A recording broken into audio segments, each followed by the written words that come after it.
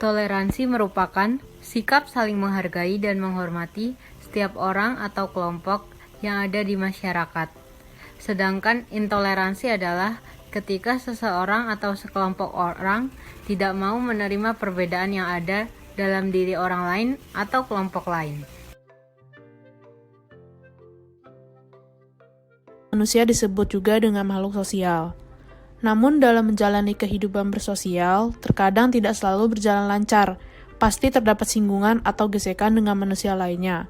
Maka untuk menghindari konflik tersebut, kita perlu mengembangkan sikap toleransi, terutama toleransi dalam hal beragama. Toleransi sangatlah penting, karena kita dapat menciptakan sikap saling menghargai antar satu umat dengan umat lain-lainnya.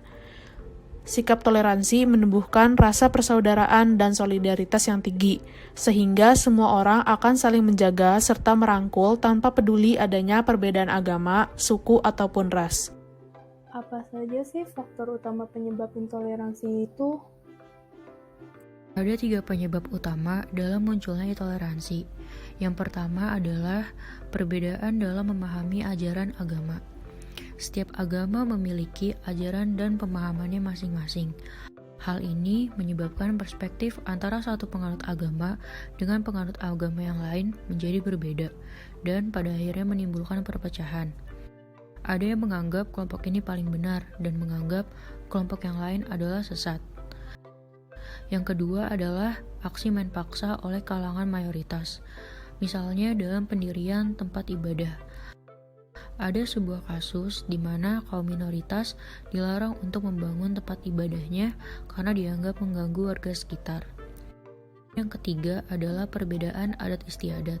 Faktor ini menyebabkan konflik yang dilatar belakangi oleh fanatisme kesukuan, atau nama lainnya primordialisme. Dampak negatif intoleransi agama. Pertama, menimbulkan celah antara agama sehingga tidak ada keselarasan antara agama.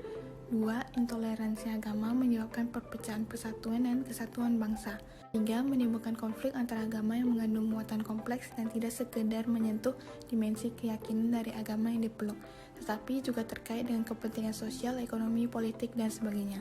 4. Menimbulkan rasa kebencian terhadap umat beragama lain. Contoh toleransi agama. 1. Gotong royong membersihkan lingkungan. 2. Menghormati agama lain saat beribadah atau sedang merayakan hari raya. 3. Saling membantu orang yang terkena musibah tanpa melihat agamanya. 4. Tidak menghina atau memaksakan agama kita kepada orang lain. 5 cara mengembangkan sikap toleransi. Pertama, pahami perbedaan yang ada. Semua agama memiliki prinsip dan dasarnya masing-masing, yang tentunya berbeda-beda. Kedua, berpikir dengan bijaksana. Ketiga, menghormati kewajiban orang lain seperti ketika umat agama lain sedang beribadah. Keempat, saling menjaga sesama manusia tanpa melihat perbedaan. Kelima, menghargai pendapat orang lain walaupun berbeda dengan pendapat kita. Dengan begitu, kita dapat mengembangkan rasa toleransi kita terhadap umat agama lain.